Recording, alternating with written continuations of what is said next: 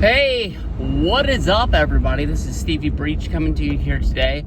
I'm driving home on a Tuesday, and I probably got the best news that I've gotten in a long time. And it hurts a little bit because of how excited I really am. But the 49ers, they released Jake Moody. Finally.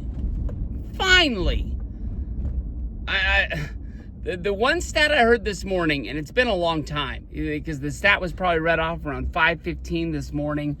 I think since week 10, Jake Moody has been 10 for 26 on field goals in the NFL. The NFL! Plus, he hit that big 59-yarder to win the game against the Raiders. But he also missed a big kick in that game. And he missed a big kick in the next game. Plus, he kicked the ball out of bounds on a kickoff. It was preseason, but at that point, I really thought it was the time to let the dude go. I'm not going to say that I'm, scavenging over the internet trying to see what, former NFL kickers there are out there on the market. I mean, I don't know if we're going to bring some guy out of retirement. I know that Robbie Gould, who was the last good kicker for the 49ers, I don't think he's kicked since he's left the 49ers. I think the last time I heard an interview with Robbie Gould, he was living in Chicago. He was coaching high school football with his sons. I think he's enjoying his life. I don't really think that there's a lot of money that the Niners could throw at Robbie Gould to make him want to come back and kick for us. Plus, there was always that kind of tension. It didn't really seem like he wanted to be here. He had no problem cashing the checks. But I think the last two off seasons that he was with the Niners, he was really making it seem like he wanted to go back to the Bears, to be close to home. And I don't know. I mean, one year we gave him more money and he ended up staying. But then the next year, he was kind of like the same old damn thing. So I don't think Robbie Gould is the answer to the question. But no more Jake Moody. I don't even know if we signed somebody or if we're flying kickers in to try out for the job. But there was a lot of people out there in NFL land that were really surprised that the Niners weren't bringing kickers in yesterday to try and kick for the job. Maybe there were people on the East Coast that they had to fly in. The good news of the whole situation, I don't even want to get to that yet. We're gonna stay in the bad news situation. We won our football game last year. That's all the good news that you need. But George Kittle went down with an injury in the first quarter after scoring a touchdown. Hurt his hamstring. He got put on the injured reserve. He's going to be out for 4 weeks. So we're not going to see him until week 6.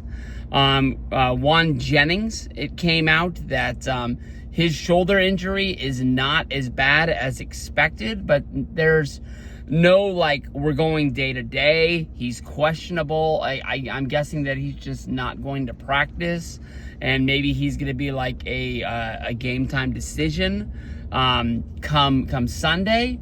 Hey, that sucks, man. Jennings down. And then you got Brandon Ayuk, who's out until at least week 6. Kind of makes you wonder who's going to be catching the football for us. I mean, Ricky Pearsall from Florida, he's in his second year. He was catching balls like crazy. It was Brock Purdy, Pearsall, and we had freaking Christian McAllister acting like it was 3 years ago, running and catching balls last week. One hell of a time, but Brock Purdy, he's hurt his shoulder. He's hurt his toe. We got Mac Jones. I said last offseason when we signed Mac Jones that hey, that's good. We've got a former starting quarterback who's going to be our backup. I don't want to say that we have the best backup quarterback in the league. I would almost feel a little bit better if we had Jimmy Garoppolo as the backup, who's down in Los Angeles with the Rams. I'm just always been a Jimmy G guy. I believe in him.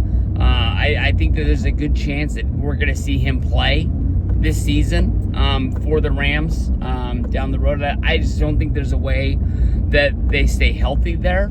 But I don't know. Mac Jones goes in. He's my quarterback. I believe in him. Let's go. We're at that point. But we're at week 1, and we got an injury with Brock Purdy. The last time I can remember him being like on the injured list, where it was always a question, it was when he had the broken rib during his rookie season.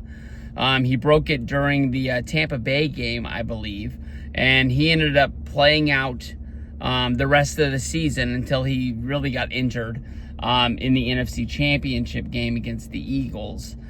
But I kind of wonder, like, is there a way that we rest Brock Purdy through week 2? Everybody in the NFL at one point was the best player at their high school. Most of the players in the NFL were some of the best players on their college team. So, I mean, everybody in the NFL can play. No matter who you say is a bum and doesn't deserve to be there, at one point, they were the best guy on the football field somewhere that everybody was looking at. It was like, hey, that guy right there, that dude knows ball. That guy can play. We're playing against the New Orleans Saints. Spencer Rattler is starting quarterback. Hey, as a little asterisk, Derek Carr, I believe it was during the Chargers game on YouTube, he was making his rookie analysis, coverage being out there on the YouTube stream. I thought he was honestly pretty good. I don't think that Derek Carr really has the name that he's going to be the next big guy. I think he's always just going to be like, oh, look, there's Derek Carr. But I think if he sticks at it, I honestly think that he could get pretty good. It's just finding a niche to where somebody's like, oh, let's bring Derek Carr in. It's just, he's Derek Carr. But I honestly thought he was really good. But Spencer Rattler, starting quarterback. Chris Olave, he got injured. I think he was with the Saints. I'm pretty sure he's the best Saints wide receiver they got. Running back for the Saints, unless like Deuce McAllister or Ricky Williams is going to play in this game, I really don't know who their running back is. The Saints are probably the worst team in the NFL. People are kind of making jokes about how bad the Dolphins played last week. I would love to have Mike come back to the 49ers, be the offensive coordinator, once again, kind of build that team back together. Having those 3 guys back in the system, I think that we could really build a great team. I understand why guys, take jobs elsewhere to become head coaches. It doesn't double your salary, but, it's a lot more money rolling in, but it is a lot more responsibility. It's a lot of, you got to have faith and ownership in a GM that's going to give you a team to play. No matter how good you are as a coach, if they give you crap out there, you got a crap team and people are going to think you don't know how to coach. That's just the way it's going to be. But I don't want to say this is going to be the easiest game of the year for us. It's week 2. It's early, but the Saints are really a developmental team. I want to see us just roll in, get a win, get out of there. It doesn't matter how we get it. If we have to do it with no Ayuk, if we have to do it with no Jennings, no Brock Purdy, it ain't going to be pretty. But I believe in this team that we can do it. I understand you're taking a lot of your star players out of the mix.